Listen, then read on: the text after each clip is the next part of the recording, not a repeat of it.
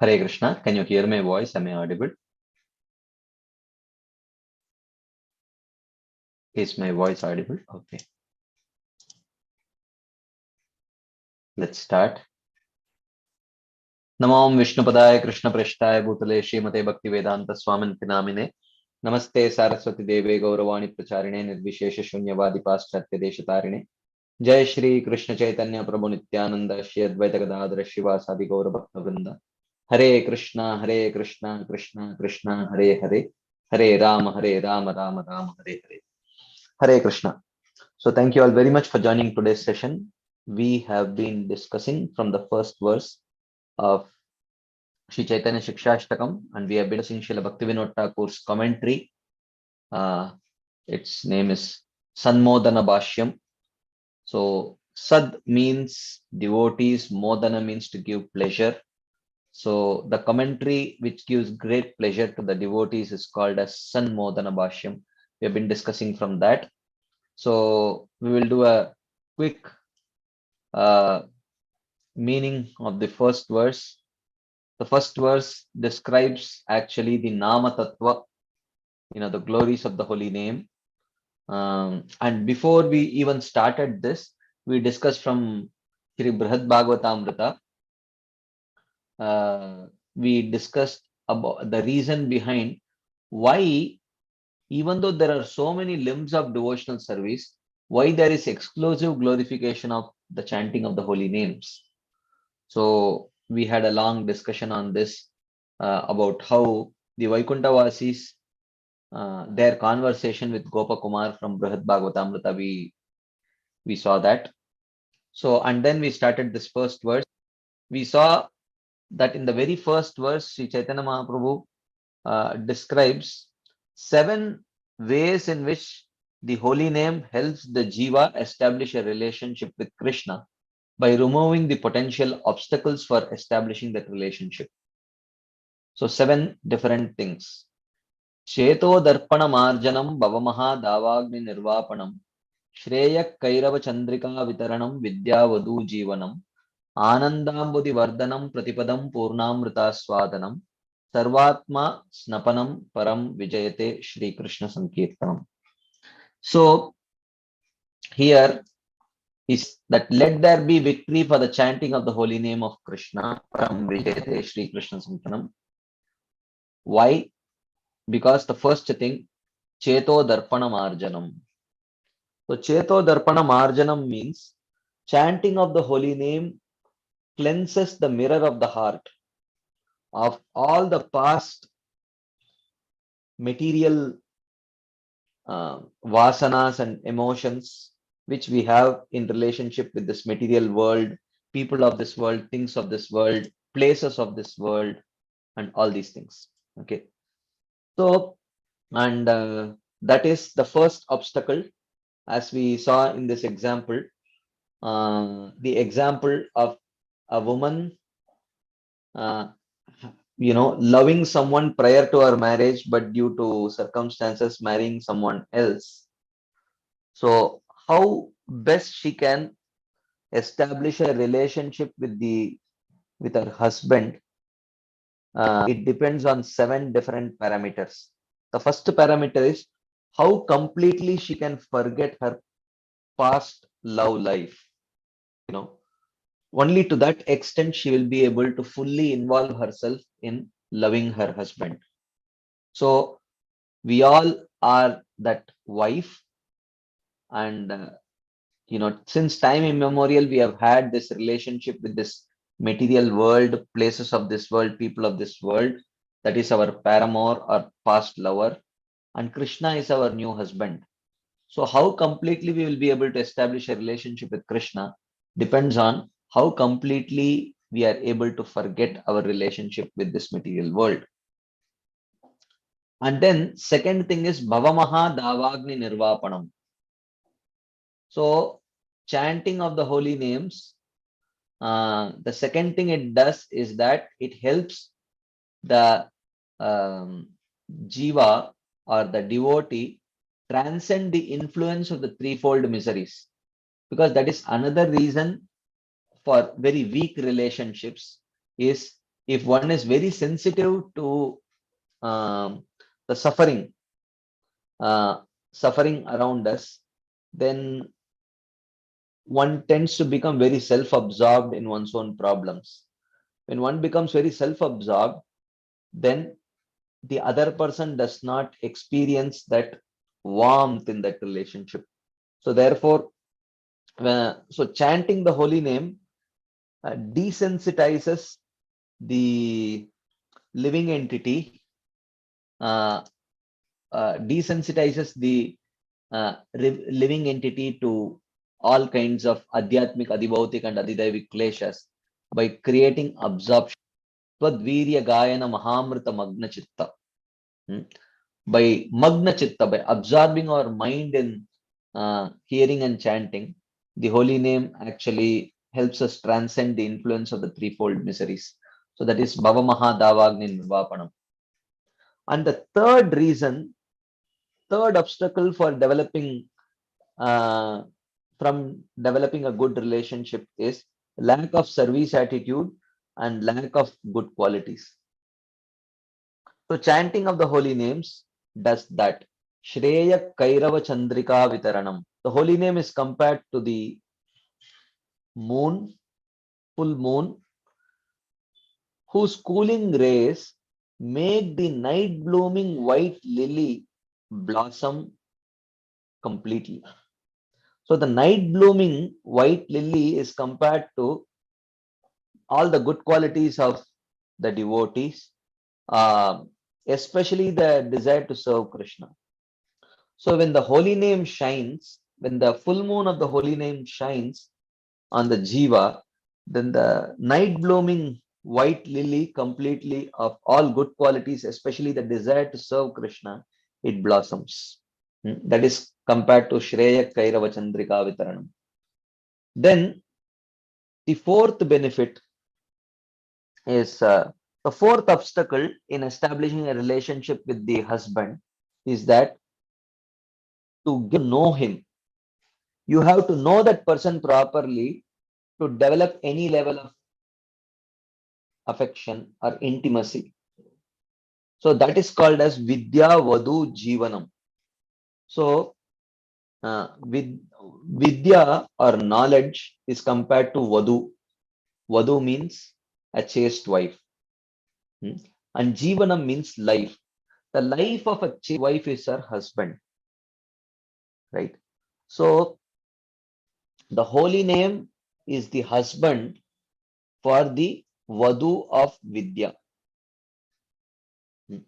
So what Vidya is it? This is not talking about material knowledge or any other knowledge. It is knowledge of Krishna, knowledge about Krishna. So getting to know Krishna. Who is Krishna and who am I in relationship with Krishna? What is my name? What is my relationship with Krishna? What is my service? When do I serve Krishna? All of this knowledge is revealed by chanting of the holy name. When the holy name raises the sadhaka from sadhana avastha to the stage of bhava, when the samvit potency of Krishna enters into the heart of the jiva. The samvit potency is the knowledge potency. And this knowledge potency introduces the jiva to Krishna and Krishna to jiva. So they get to know each other. This is one step more towards establishing a relationship with Krishna. And then to get to know someone in itself is not sufficient. One should start having exchanges which will allow affectionate juices to flow between the two parties. That is indicated here by Anandambudhi Vardhanam. When we chant the holy names, gradually at the stage of bhava, not only does the samvit potency manifest, but the hladini potency also manifests. When the jiva experiences the bliss of his relationship with Krishna, and Krishna experiences the bliss of his relationship with the devotee jiva. So that is Anandambudhi Vardhanam. That also happens by chanting of the holy names. Then the sixth obstacle to establishing a relationship with someone is selfishness. So chanting of the holy name removes the last traces of selfishness in the jiva. So that it makes the jiva completely selfless in his service to Krishna. So that is called as sarvatma snapanam. It bathes and cleanses the jiva of the last traces of selfishness, so that the jiva becomes absolutely 100% ready to selflessly serve Krishna. And finally, the last obstacle to establish that relationship is uh, sporadic nature of reciprocation. When the reciprocation is sporadic, on and off, which is the case in at the stage of bhava, then there is no continuous reciprocation, like we see in the case of Narada Muni in the first canto. He heard the Lord speaking, and after some time he could not hear or see the Lord. So there is sporadic reciprocation with the Lord at the stage of bhava, but at the stage of prema, pratipadam purna amrita aswadanam. There is complete tasting of the full nectar of that relationship consistently and constantly. Sada Krishna ashrita kriya, like that Shila. Santata prema saukya aswada parayana, like that Shila Rupa Goswami mentions in the Bhakti Rasamrita Sindhu. Santata prema saukya aswada parayana. Continuous, that person experiences continuously the bliss of prema, like that. So in this way, the 7 benefits of chanting the holy name, Sri Chaitanya Mahaprabhu mentions. And in his Sanmodana Bhashyam, in the very beginning of Sanmodana Bhashyam, we saw Srila Bhaktivinoda Thakur establish the essential sambandha which is needed for chanting the holy name or practicing bhakti. Because without proper sambandha gyan, one is very prone to committing offenses. So therefore, the essential sambandha gyan that is needed for chanting is presented at the very beginning of his commentary by Srila Bhaktivinoda Thakur. I will not get into the details. We will just touch the topics that we already saw last week. So first, he starts describing the supremacy of the path of devotional service, how the devotional service is superior to karma, jnana, yoga, etc. And what is this pure devotional service, and how one gets the pure devotional service by the association of Vaishnavas, like that. And in the association of Vaishnavas, again, how that pure devotional seed is nourished by the process of hearing, chanting in the association of Vaishnavas, like that he mentions. Okay.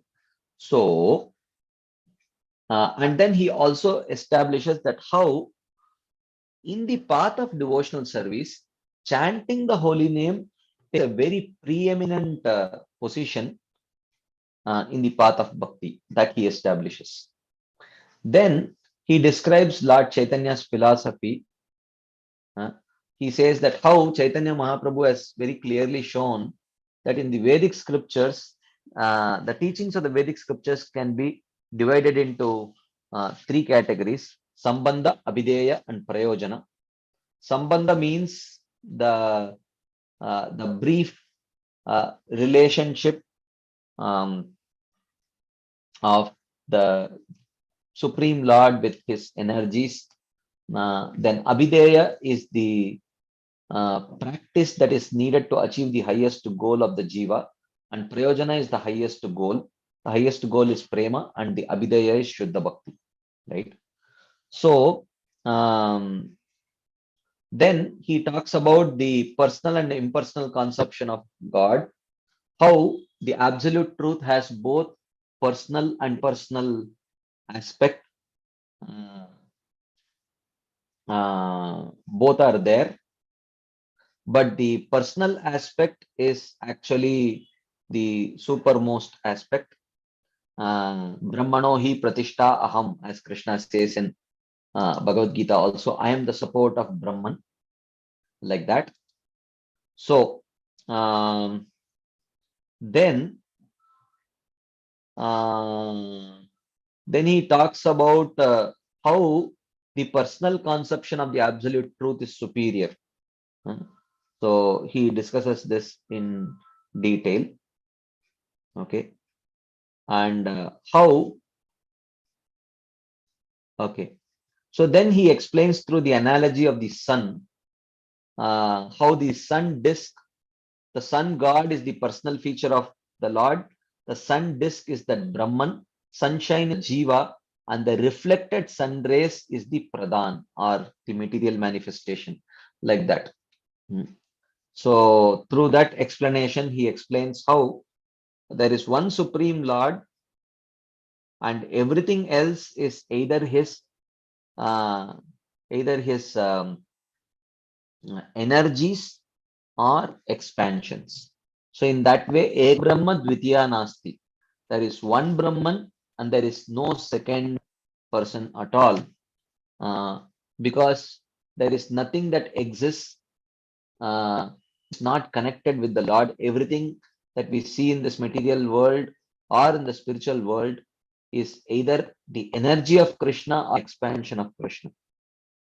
So in that way, because the energy cannot be separated from the energetic, and the expansion cannot be separated from the source of that expansion, because the expansion does not have an independent existence without the source of that expansion, and energy does not have an independent existence without the energetic.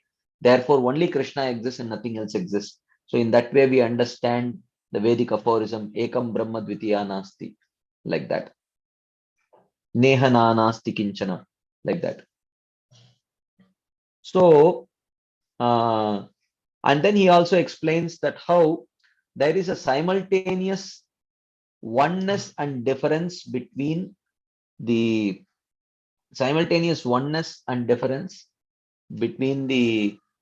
energy and energetic. So that Achinta Veda Tattva he describes. Okay. That is described in the next section. So, and then he also talks about the types of jivas, the Nitya Baddha Jiva and the Nitya Mukta Jiva. How the Nitya Baddha Jiva has turned his face away from Krishna and thus under the realm of the Maya potency, and he resides in the material world, and how the Nitya Mukta Jiva is Krishnonmukh and he stays in the spiritual world. So, and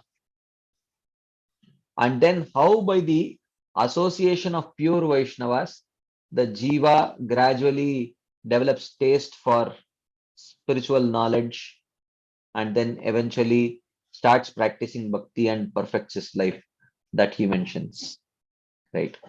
So how one reaches the stage of Shraddha, then Sadhu Sangha, Bhajana Kriya, and so on, that we saw. And so this is where we ended our discussion last week. So before we start today's discussion, if there are any quick discussion points, comments, questions based on what we discussed last week or whatever we have summarized today, we will take before we start today's discussion. Anything anyone would like to share, ask, add?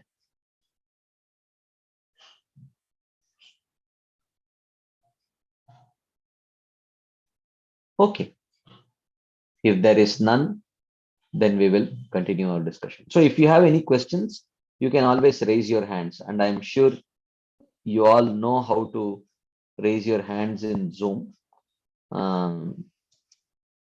You know, you can always go and raise your hands, or you can type your question in the chat box also, and I can respond to the question in the chat box also.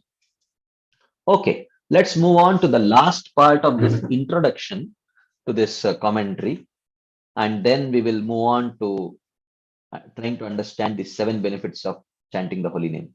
So the next part that he discusses how the Jiva and the Supreme Lord, what is their connection, that he discusses in the next. So here he says, the verse beginning with Cheto Darpanam Arjanam describes the original transcendental nature of the Jiva. As Srila Jiva Goswami has explained, the Jiva is a part and parcel of the Supreme Absolute Truth, who is the Supreme Energetic, the total aggregate of all the Jivas. So the Jiva is a part and parcel of the Supreme Absolute Truth. Mamaivamsho Jiva Loke Jiva Bhuta Sanatana. Like a ray of the sun, the Jiva is of the same spiritual nature as the Supreme, but infinitesimal in size. Well, this has to be understood properly. We always hear about the Jiva being qualitatively one with the Supreme Lord. In reality, the Jiva is not qualitatively one with the Supreme Lord, but the Jiva is qualitatively similar to the Supreme Lord.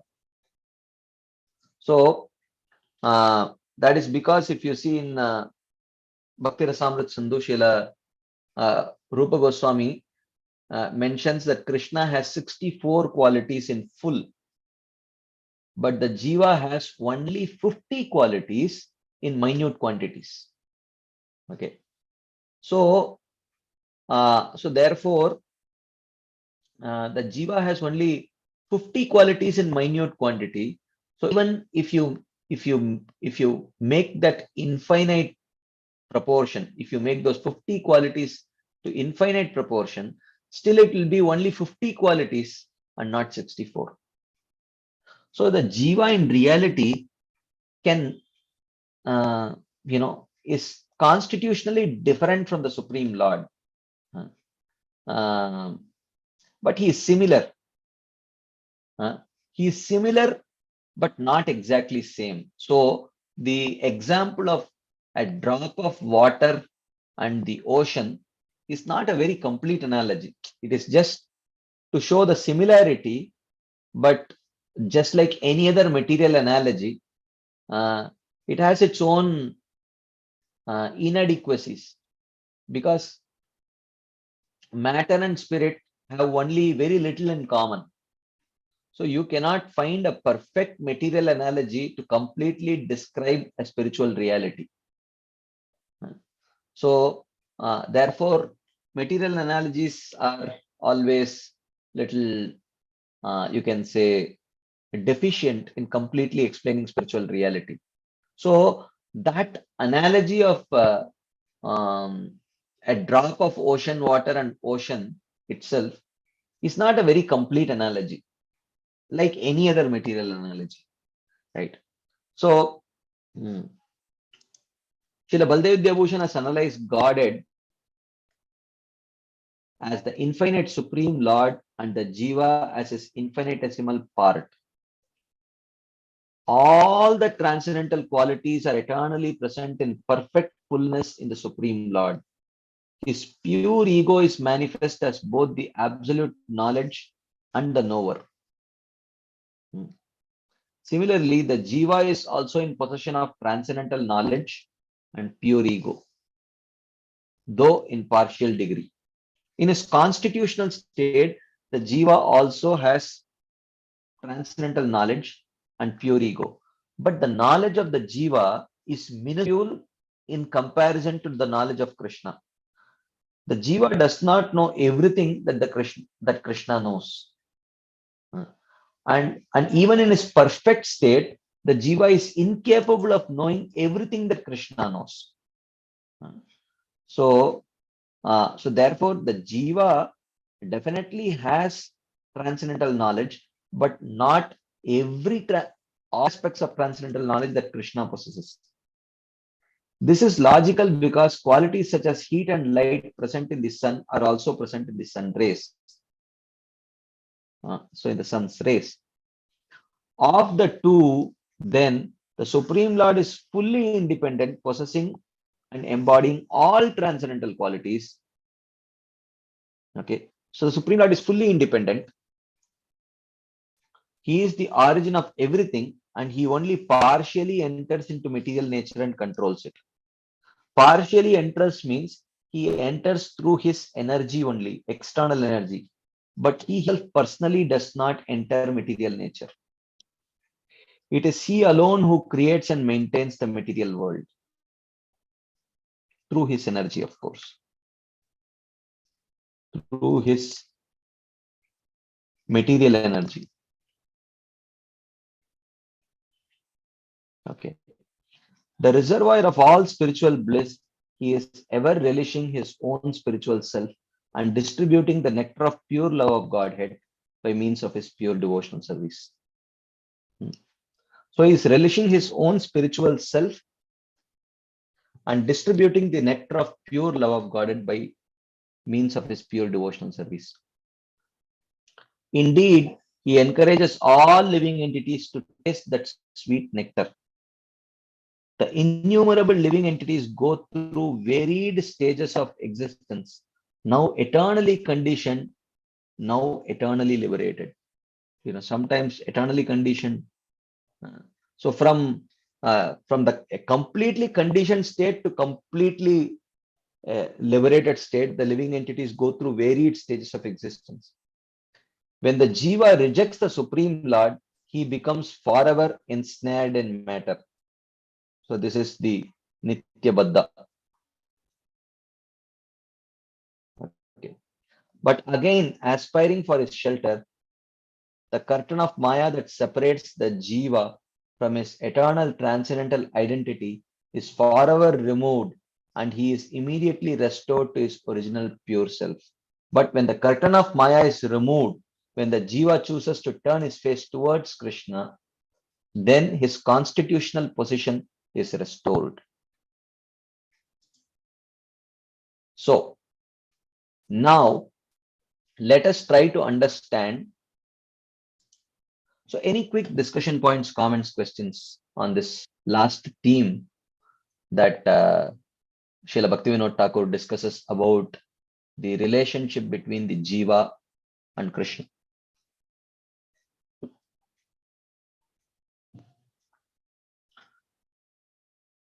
Yes, Shamli Mataji. Yes. So, Prabhuji, our understanding was that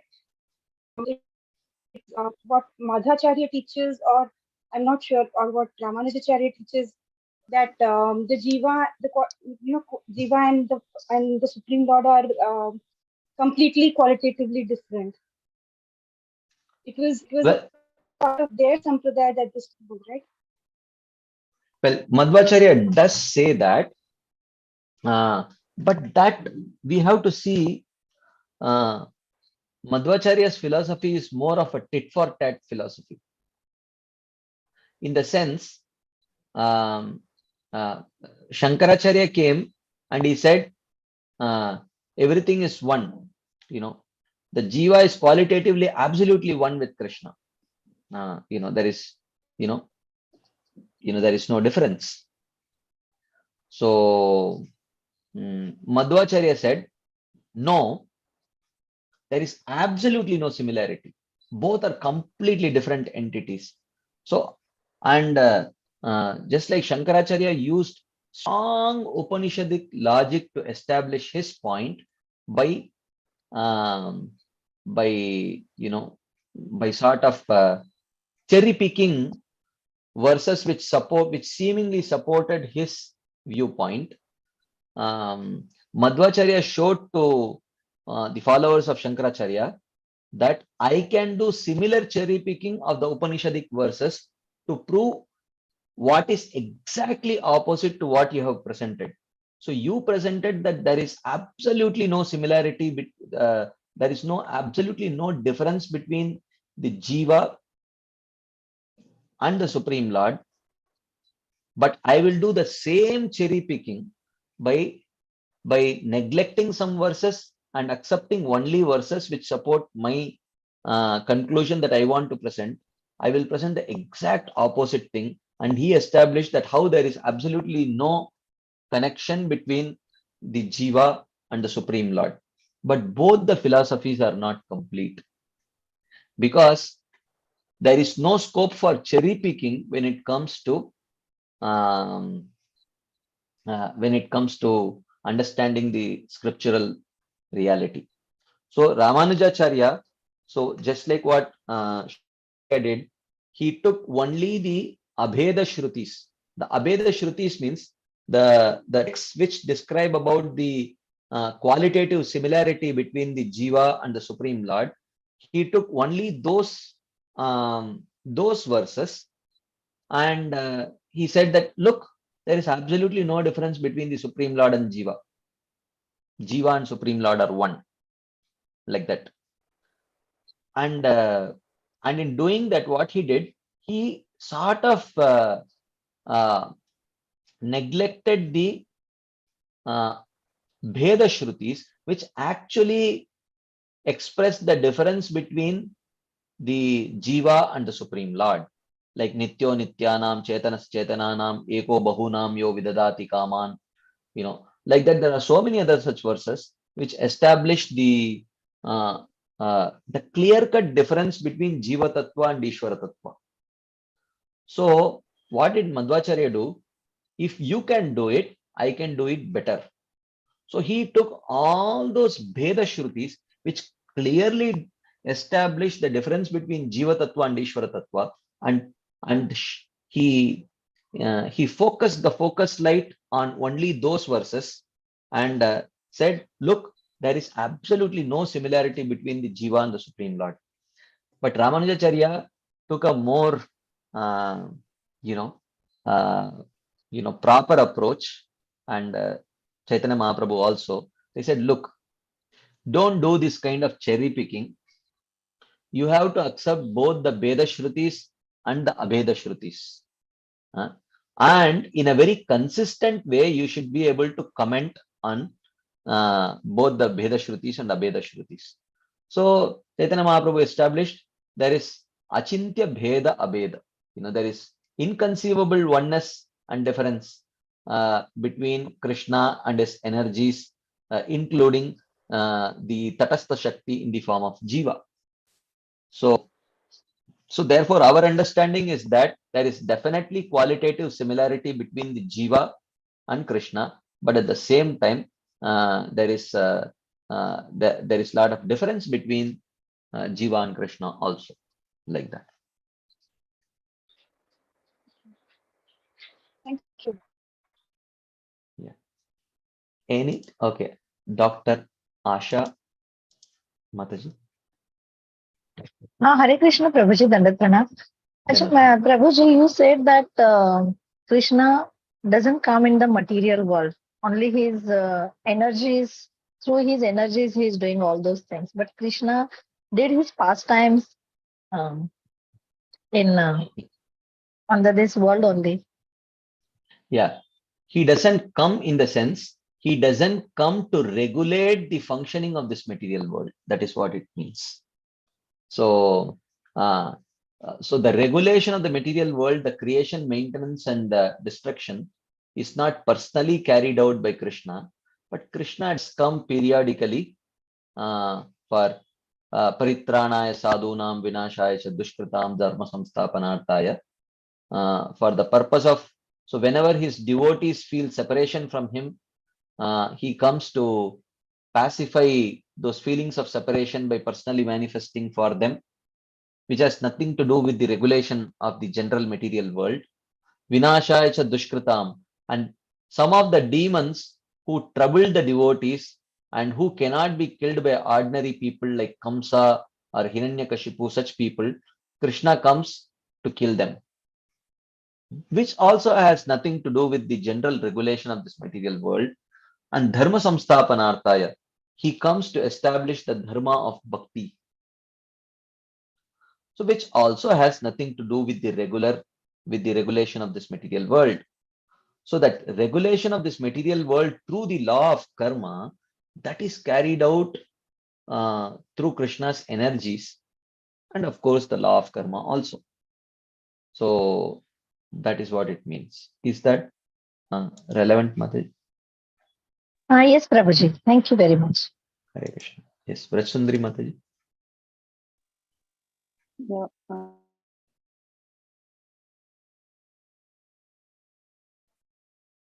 Your voice is not audible, Mataji. Do you have some internet issues? We are not able to hear your voice. Or is it me who is having internet issues? Hari Bol, Prabhuji. Yes, Mataji. Yeah, Prabhuji, can you show the previous slide? This one or the No, one before no, this? the one before this. Yeah, Prabhuji, here in actually,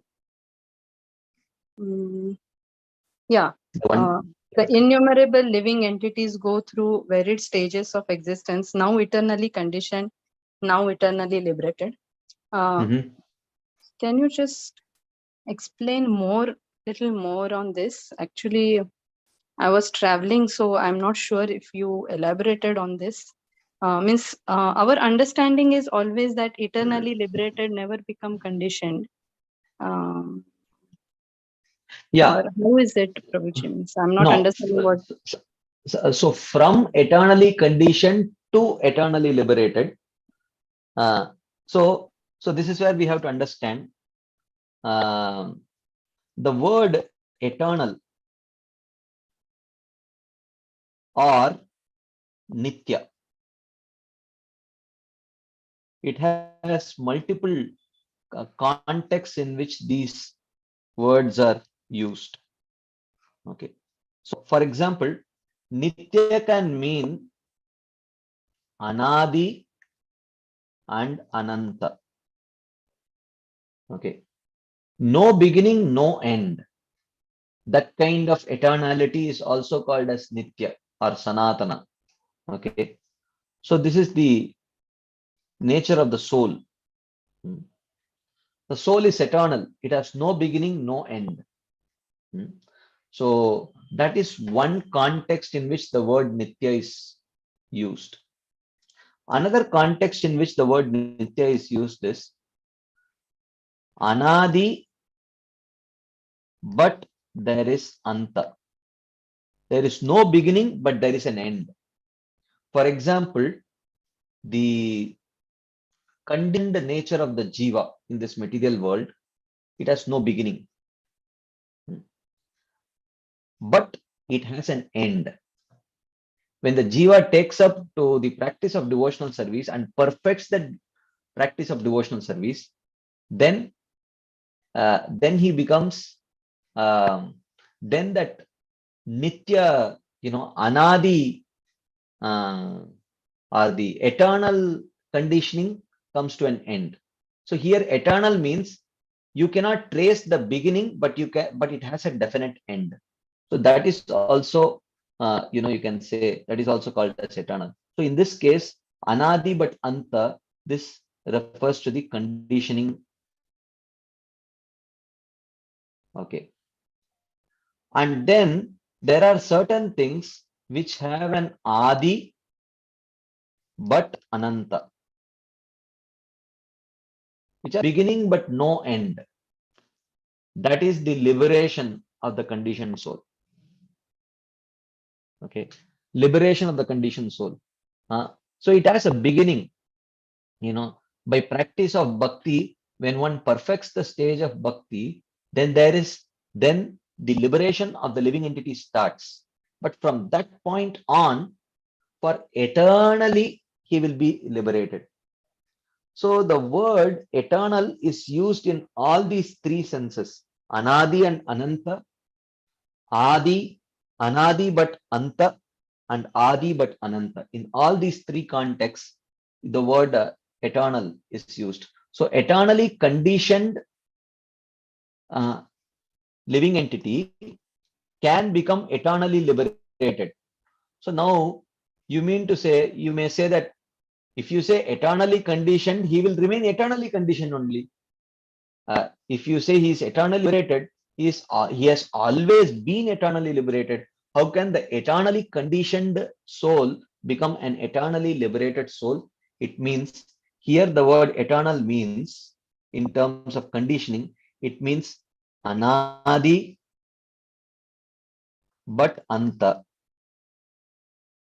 And that jiva becoming eternally liberated means that liberation has an adi, but it is ananta. Once liberated, he will not turn back. That is the meaning.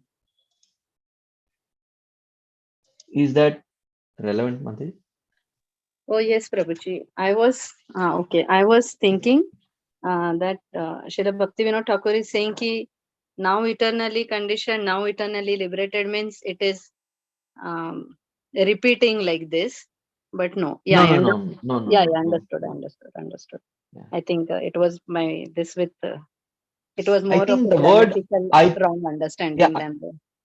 yeah, I think the word now is probably some typo error, I feel, because the sentence makes little less sense to me. I will have to go back to other versions of the Sanmodana Bhashyam and see how it is translated, because now at both places seems little awkward to me.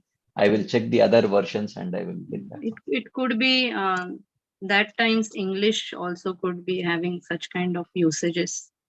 No, it was Sanmodana Bhashyam is in Bengali. It was recently translated in It is English. translated in. Yeah, maybe it was very literally translated without understanding the Bengali usage at that time. Maybe I don't know. Yeah. Okay. Thank you, Prabhuji. Understood. Hare Right. Krishna. Okay. So, if there are no further discussion points, then let us start the understanding little more deeply these 7 points. What is this Cheto Darpana Marjanam? What exactly is cleansing the mirror of consciousness? And why is and what is this Cheta or Chitta? And why is it compared to a mirror? Okay, this needs to be understood. So here, Srila Bhaktivinoda Thakur says, it is therefore clear that the jiva is infinitesimal, possessing a transcendental of pure ego, pure soul, and pure form. His pure ego is Krishnera Nityadas, and pure soul means that soul has nothing to do with matter, and pure form means that form is not made of matter. But when he turns away from God and contemplates enjoying material energy, his pure nature becomes contaminated by nescience. It is for this reason that the soul has become compared to a mirror. Just like when a mirror gets covered by dust, then even though a mirror is supposed to show the reflection of that person, but in the dusty mirror, one cannot see one's own reflection. So he says, just as it is impossible to see one's face in a dusty mirror, it is similarly impossible to see the real self in the mirror of consciousness if it is covered by the dust of ignorance. Okay. If one begins to render loving devotional service, particularly hearing and chanting the sacred names and pastimes of the Supreme Lord Sri Krishna directly under the control of his Hladini potency, material contamination or nescience is completely eradicated. So primarily Shravanam and Kirtanam, and secondarily, of course, other practices also. So this is called as Chetodarpana Marjanam. The Jiva's pure consciousness, which is a function of his pure ego, manifests itself and he sees the Suplord, Jiva Prakriti, Kala, Karma, all 5 fundamental principles of existence reflected on the mirror of his pure ego with absolute clarity. So when the Cheta becomes, or the Chitta becomes cleansed completely, then there are these 5 things, right? Jiva, Ishvara, Kala, Karma. Jiva, Ishvara, Kala, Karma, and Prakriti.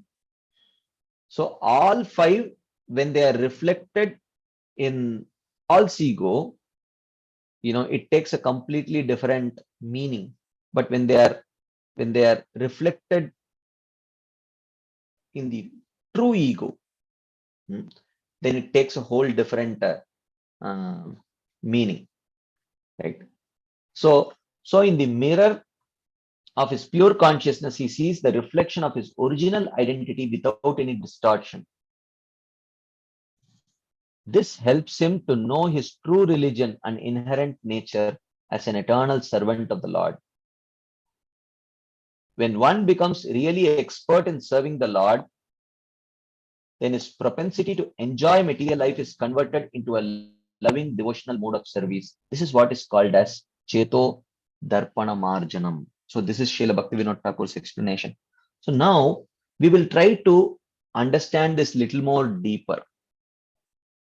What exactly happens in this material world and how this process can be reversed. Okay. So understanding the mirror of the mind, its covering and the cleansing process. So what is this cleansing process? How it cleanses? What is the dust? We will try to understand this. Bhagavatam describes that there are 5 types of ignorance. Okay. There are 5 types of ignorance. First is called as avidya. So avidya means vasanas. So vasanas means,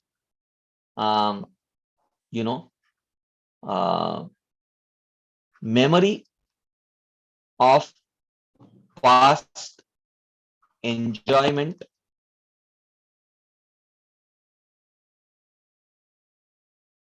or misery. Okay. Relationship with sense objects. Okay.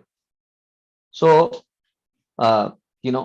whatever, let's say, as soon as we look at a rasgulla, immediately our tongue starts salivating. Why? Because there is a past memory of enjoying that rasgulla. That's why. So that is called as vasanas, which is called as avidya. Okay. So, and we have these vasanas stored since time immemorial from many, many lifetimes. From many, many lifetimes, you have these vasanas stored. Sometimes in the form of exact memory and sometimes in the form of inclination.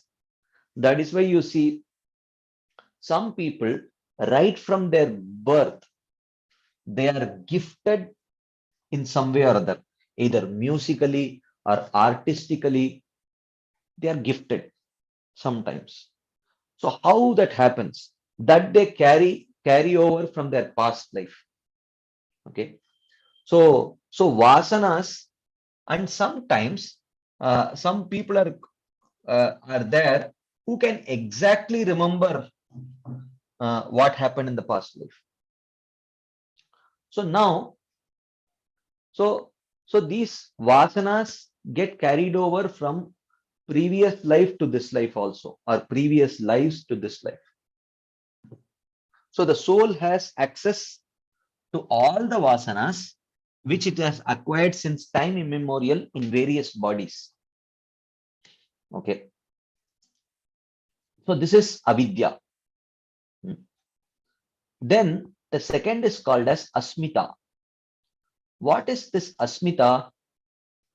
Asmita means, if you, let's say, if in your previous life, there is a good chance that some of us were not even human beings in our previous lives, right? Let's say, for example, we were cows, because cow is one of the species through which one becomes humans. Okay.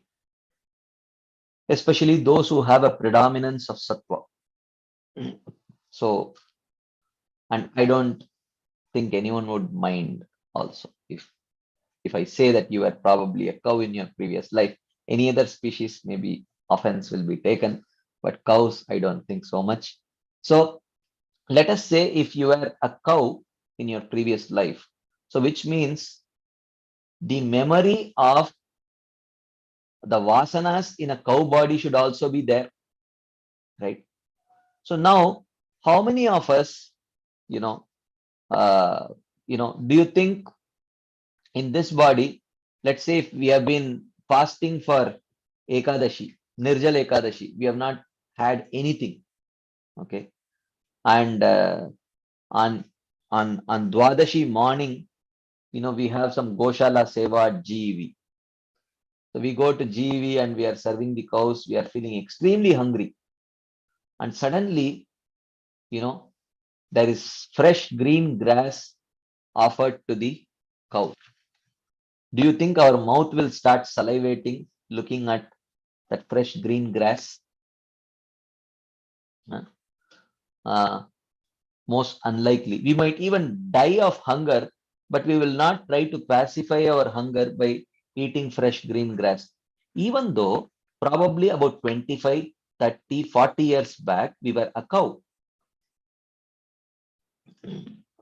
So if we were a cow, then definitely the memory of or the vasanas of enjoying fresh green grass must be there. Why the soul is not able to access those memories, and why this person is not salivating looking at fresh grass? This is actually the role of Asmita. What does Asmita do? Asmita shields the living entity from all those vasanas which are not relevant to this body. Which are not relevant to this body. Right? Because one has to have a very fixed false ego. I am a male or I am a cow. So the moment you leave the cow's body and go and take up a human body, all your cow-related vasanas have to be blocked. Because if the soul has access to those cow-related vasanas, then he will have identity crisis. What if he starts getting attracted to a bull instead of a human being, right? What if he starts salivating looking at grass?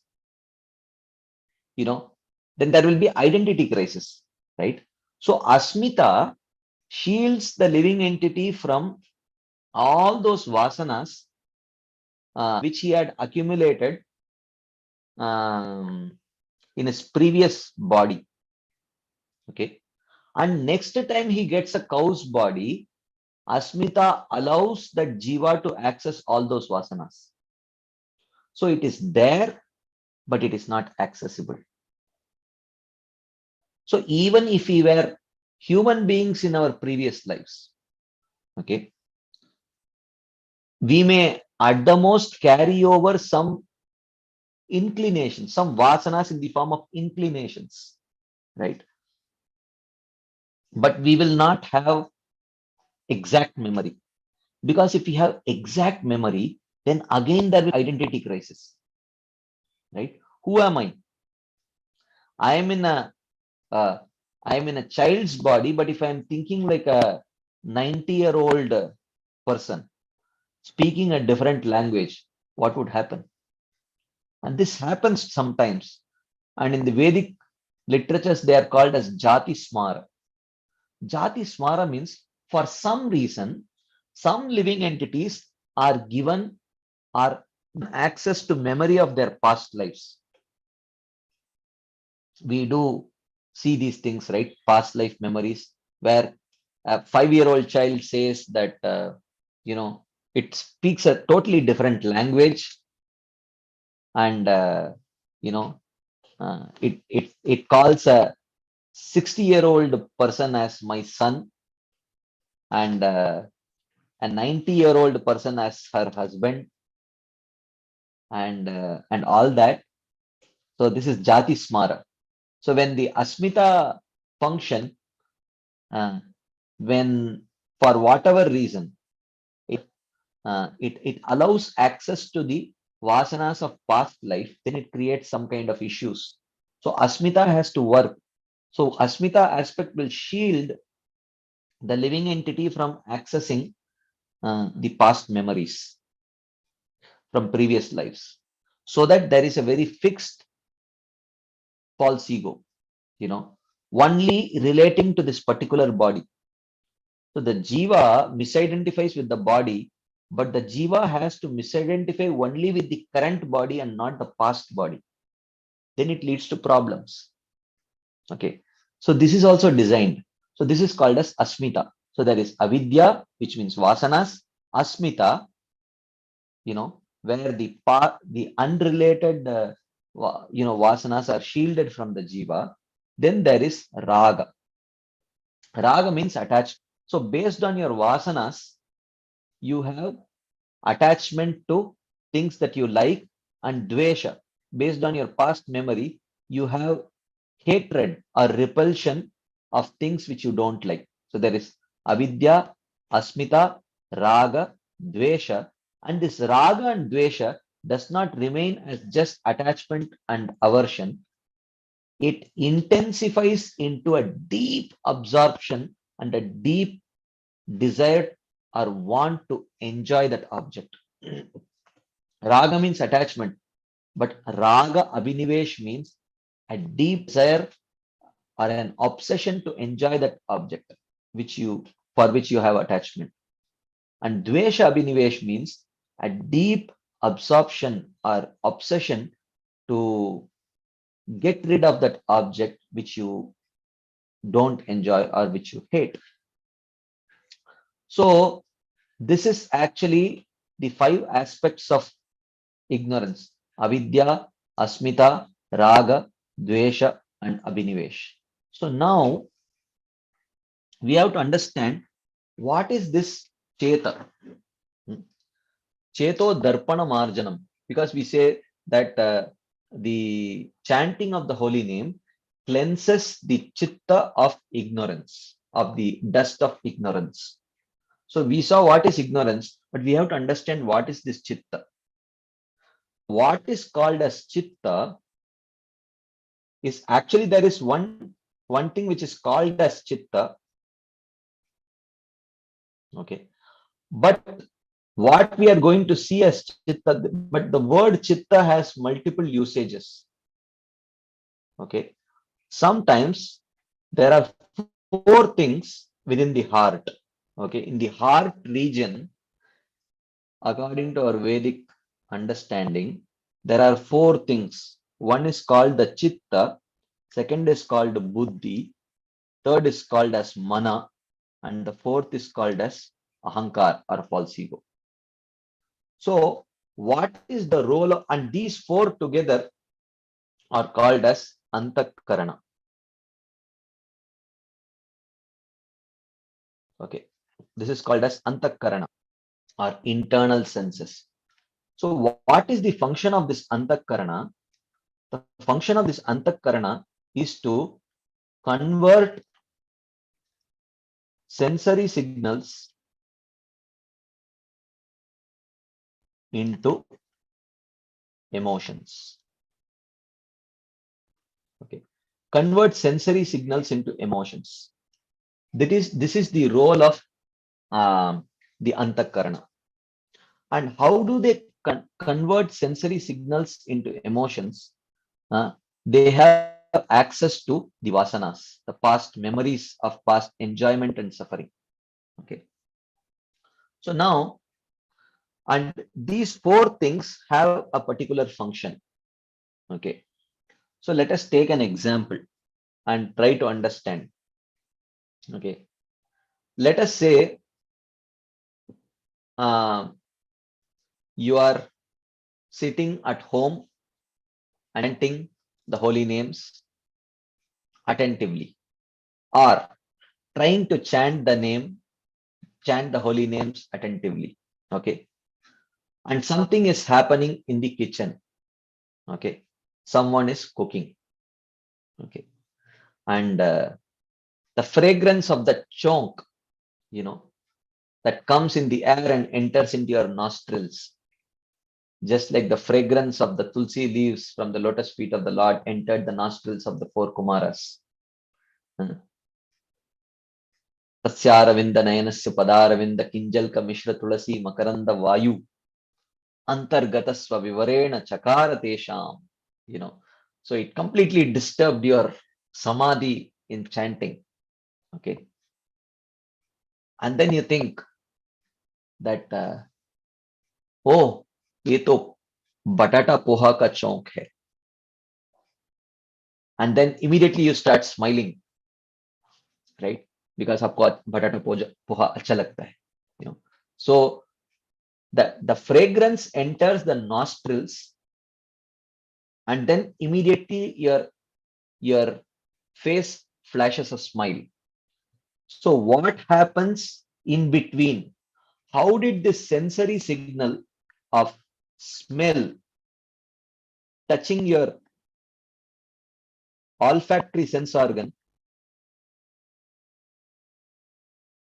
okay, how did it get converted into an emotion? This is the question. So it gets converted into an emotion through these four organs: chitta, buddhi, mana, and ahankar. And all four of them work in conjunction with vasanas. We have the repository of past memories of our past sense gratification. That repository is there. So the antakarana has access to this. So what happens as soon as your nose comes in touch with that smell of the chonk, first chitta becomes activated. Chitta is the role of chitta. Chitta is awareness of a familiar stimulus. Because uh, because you have already had the experience of smelling that chonk that is added to that batata poha, when your nose touched that smell, chitta starts ringing the alarm bell. Something is familiar, something is familiar, something is familiar, something is trying to catch my attention. That's what chitta says. And then chitta activates this buddhi, mana, and ahankar. Okay. So find out what. So how does chitta know that it is a familiar stimulus? Because chitta has access to vasanas, the past vasanas. So what buddhi does? Buddhi does the research work. Okay. What is that? It collects the details. So buddhi finds out, oh, that which is trying to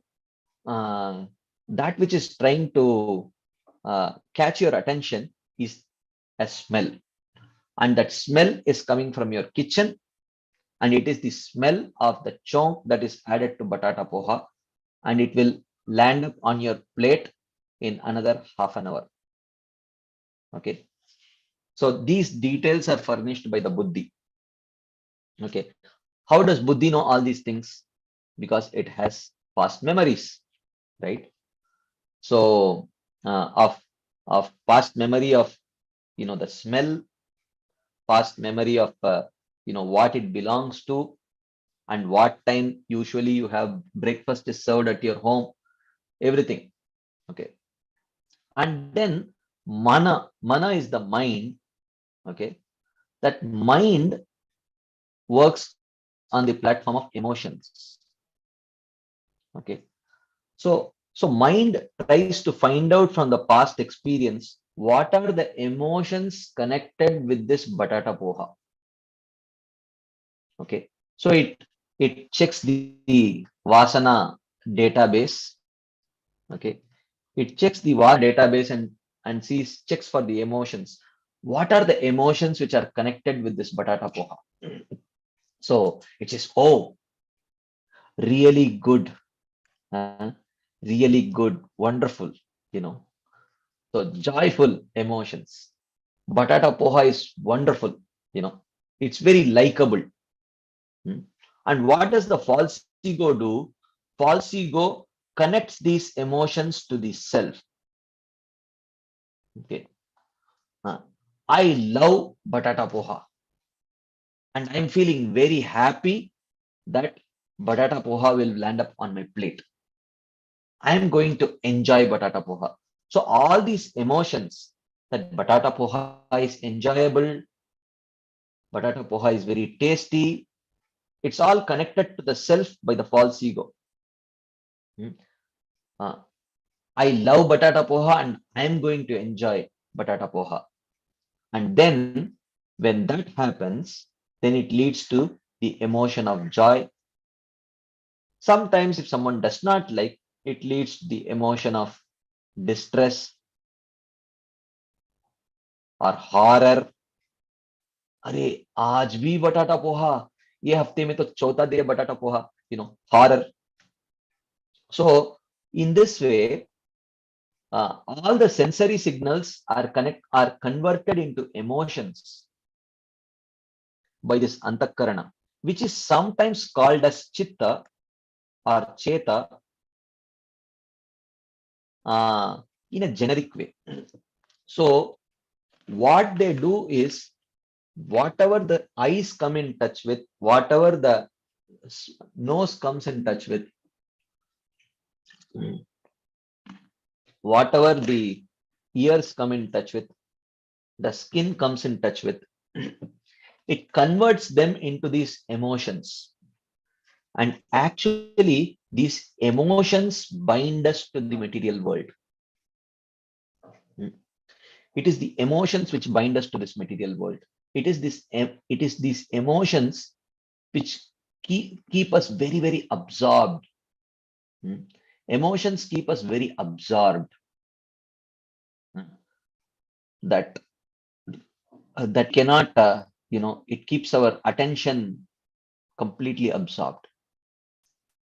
So cheto darpana marjanam means this functioning of this chitta to convert all the material sensory signals into material emotions has to be stopped. And how it can be stopped is when this Vasana database is actually wiped out. You have to wipe out this Vasana database. When this Vasana database is wiped out, then this Antakarana will not convert all the sensory signals into emotions, because emotions are very binding. Sense objects are not binding if those sense objects do not generate any emotion. But emotions become binding. Even in the absence of sense objects, even if we meditate, dhyato vishayan pumsa sangasteshu pajayate sangat sanjayate kama kama krodho bijayate. So even in the absence of the sense objects in front of in front of the senses, still emotions can be generated, right? So therefore, it is not exactly the sense objects that create problem, but the problem is the emotions that gets generated due to the processing of the sensory signals by this antakarana in conjunction with the vasana database. So if the vasana database is bombed or completely wiped out, then no material emotions are generated. So if material emotions are generated, then one gets bound to this material world. So if we have to escape the material world, then the material generation of material emotions need to be stopped. Okay, like you have some antacids which are called as proton pump inhibitors, right?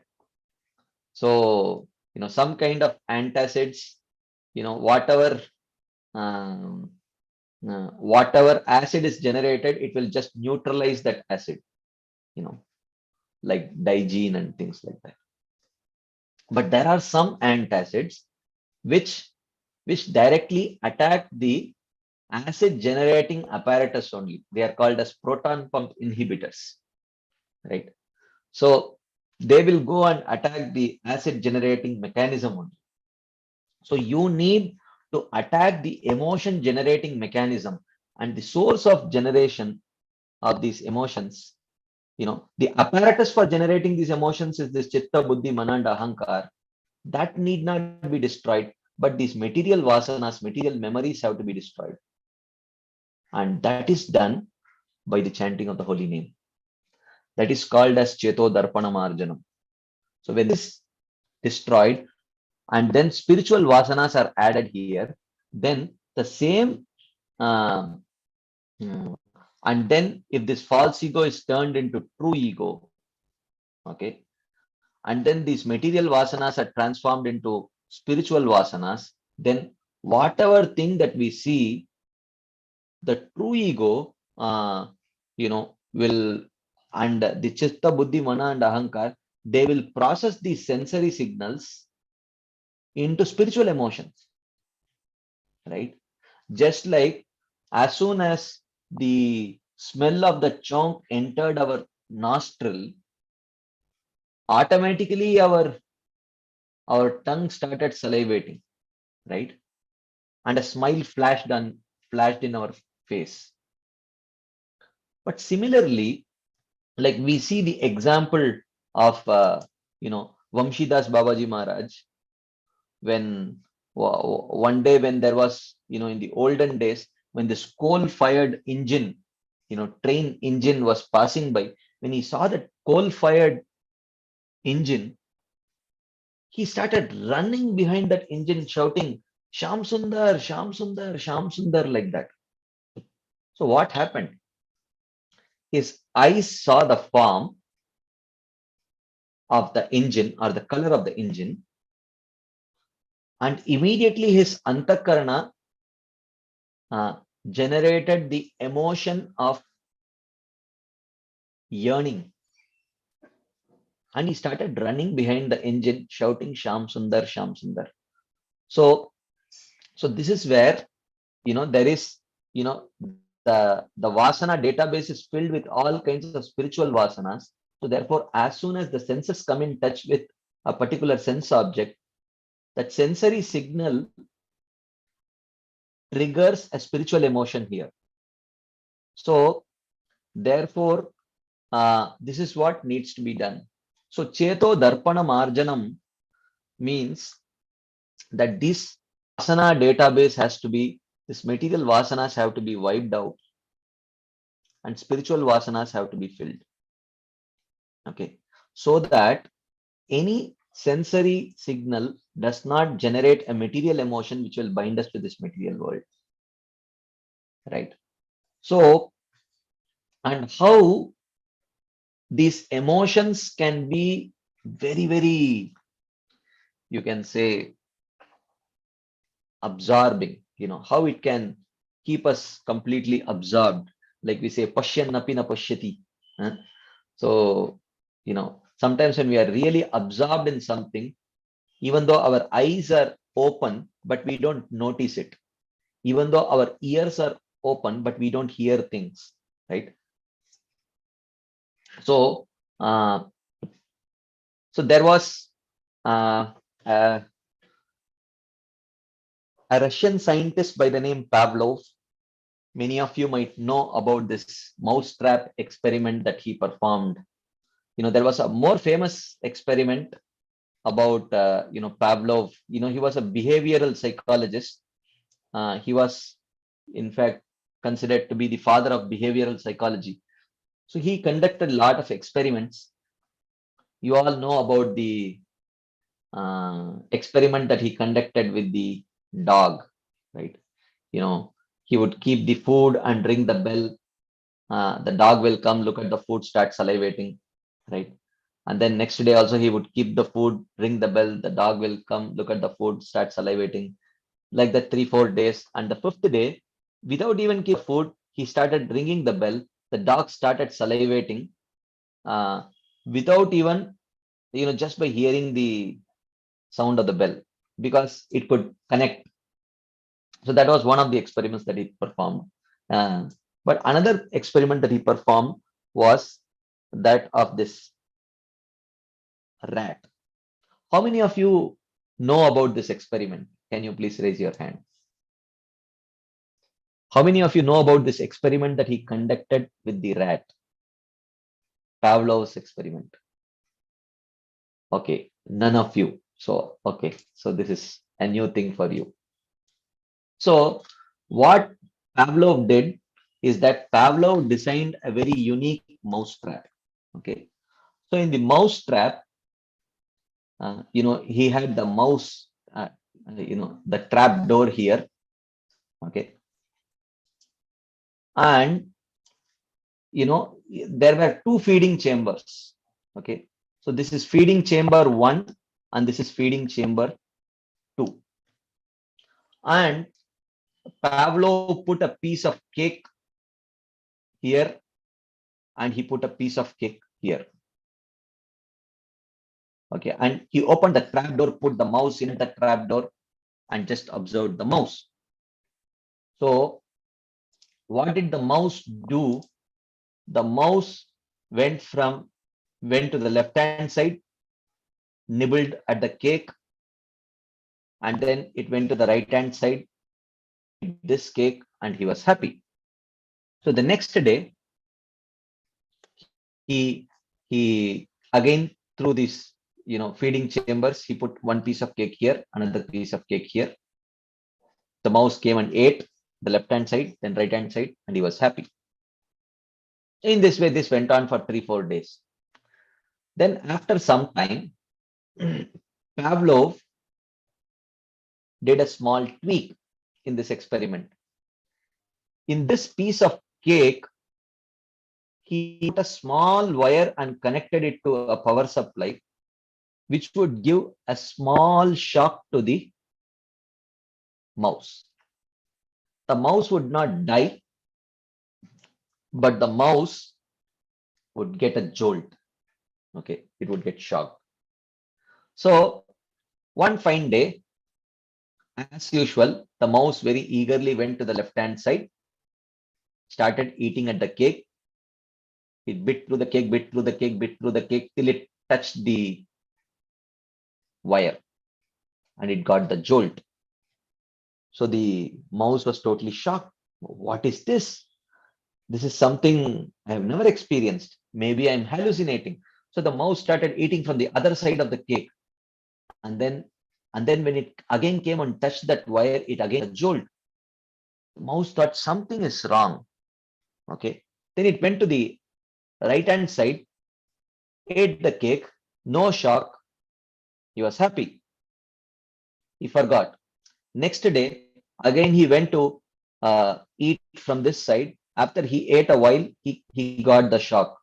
So then he realized something is wrong with this left hand side. I should avoid this left hand side. Okay. So he went to the right hand side, ate the cake, no problem.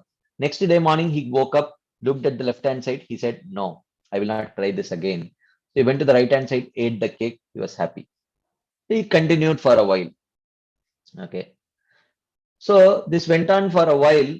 After a while, after 3-4 days, when the mouse got completely used to it and he was completely avoiding the left hand side, one fine day, Pavlov changed the thing. He put the electric shock in the right hand side of the feeding chamber. Unaware of this, the mouse came very happily, started nibbling at the cake till it touched that wire. It got a jolt. The mouse got shocked. What is this? Maybe I lost track of directions.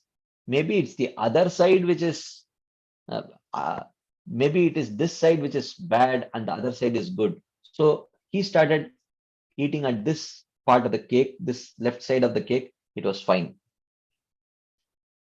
So then he started avoiding the right hand side and eating from the left hand side. Okay. So this went on for a while. Then after that, Pavlov did something very interesting. He started randomly changing this. One day left, one day right, one day right, one day left, like that, back and forth. He started changing this.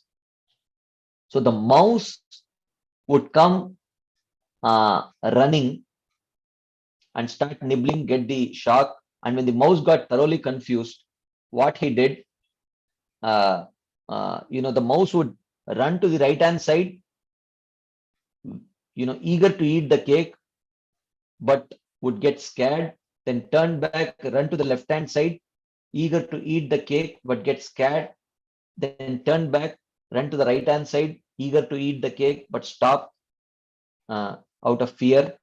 And like that, it started going back and forth, back and forth, back and forth, back and forth. Raga dvesha, raga dvesha, raga dvesha, raga dvesha, like that. In the meantime, Pavlov did something very interesting. Pavlov opened this trap door completely and kept a big piece of cake outside. Okay. Pavlov opened the trap door and kept a big piece of cake outside. So, what do you think the mouse did next? Anyone would like to take a guess? Those of you who do not know about who are hearing this experiment for the first time, would you like to take a guess? What did Pavlov notice? He completely opened the trap door and kept a big piece of cake outside. What did Pavlov notice? What did the mouse do? Would anyone like to guess? What did Pavlov notice? Anyone? I mean, you just have to guess. You don't have to give the right answer. Yes, Gopi Manjari Mataji. Hare Krishna. He would not, the rat would not go outside. He would be just confused and thoroughly moving inside only. Okay, thank you, Mata. Yugavatar Prabhu. Prabhuji, because since you are telling us to guess, there may be a possibility that he may have gone out, eaten it, and again come back. Okay, fine. That is a possibility, but that's not what. No, I am just. Yeah. Pavlov's mouse did not do it. Maybe some other mouse would have probably done it. I don't know. Yes, Shamras Prabhu. Yeah, I think the mouse got scared of the cake outside also. Okay, thank you, bro. So, what exactly happened is that mouse did not even notice the open door. Mouse did not even notice the open door because he was so absorbed in this raga dvesha, raga dvesha, raga binivesh, dvesha binivesh, raga binivesh, dvesha binivesh.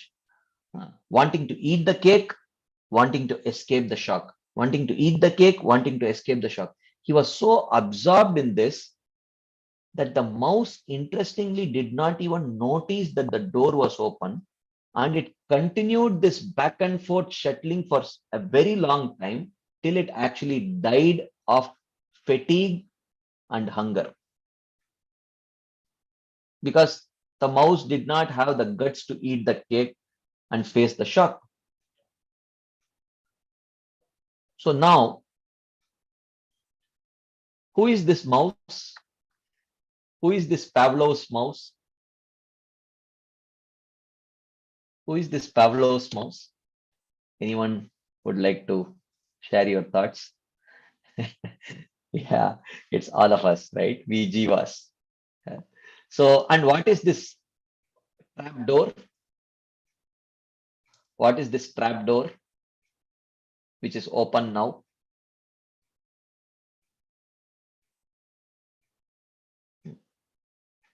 So the trap door which is open is, the shackles which is binding us to this material world. And what is this? What is the cake which is there outside? What is the cake which is there outside? It is Krishna, right? But because we are completely consumed by this raga dvesha, raga dvesha, raga dvesha, Raga Binivesh, Dvesha Binivesh, Raga Binivesh, Dvesha Binivesh. Therefore, when Krishna comes, he opens the door. Even though Krishna is there in everyone of our heart, but still we are not able to see because we are completely absorbed, just like this Pavlov's rat in Raga Binivesh and Dvesha Binivesh. Therefore, Krishna says in Bhagavad Gita, Naham Prakasha Sarvasya Yogamaya Samavrita Moodoyam Nabhijanati Lokomam Ajam Avyayam. So he says, Yogamaya Samavrita, being covered by my Yogamaya, Na Aham Sarvasya Prakasha. I am not visible at all times, even to my devotees in my spiritual abodes. Of course, in the spiritual abodes, he is covered by Yogamaya, but in the material world, he is covered by the Mahamaya. I am covered by the curtain of Yogamaya. Ayam Moodaha Lokaha Mam Na Abhijanati. And the foolish do not understand that I am Ajam Avyayam. Even though I am appearing as the son of Vasudev, I am without birth and I certainly have material birth. So basically, Krishna says, I am covered by this curtain of Maya. And therefore, people cannot see me. So now, what is this curtain of Maya made of? So what is this curtain of Maya made of? Is it made of cotton? Is it made of terracotta or jute? Or what is this curtain made of? Krishna says, and then he says about the nature of this curtain, he says, Vedaham samatitani vartamanani charjuna bhavishyani cha bhutani mam tu vedana kaschana. He says, I know all things in the past, present and future. Veda aham samatitani vartamanani bhavishyani cha bhutani. I know everything of the past, present and future. Okay, just give me 1 second. Just give me 1 second. I will again open the slide.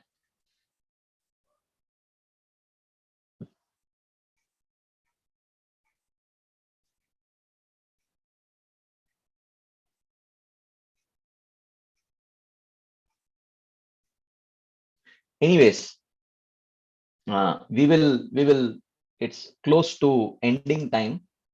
So what I'll do is we will get back to this Pavlov's. Of course, we did complete the Pavlov's experiment, but we will try to understand this curtain little bit more deeply the next time we meet. But before we wind up for the day, if there are any quick discussion points, questions, comments, anything anyone would like to share as add before we wind up for the day, we can maybe for a few minutes we can have a discussion. Anything anyone would like to share as add before we wind up?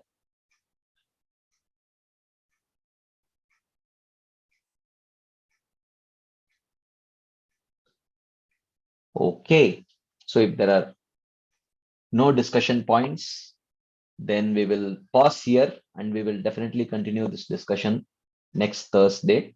So thank you all very much for your patient listening and your enthusiastic participation. We have been discussing about the what we have been trying to understand what is this Cheto Darpana Marjanam little more deeply through the teachings of Bhagavad Gita and Srimad Bhagavatam. We will continue this discussion next week. Srila Prabhupada ki jai, Srila Bhakti Vinod Thakur Pad ki jai, Shri Chaitanya Mahaprabhu ki jai, Shri Siksastakam ki jai. Hare Krishna. Thank you very much.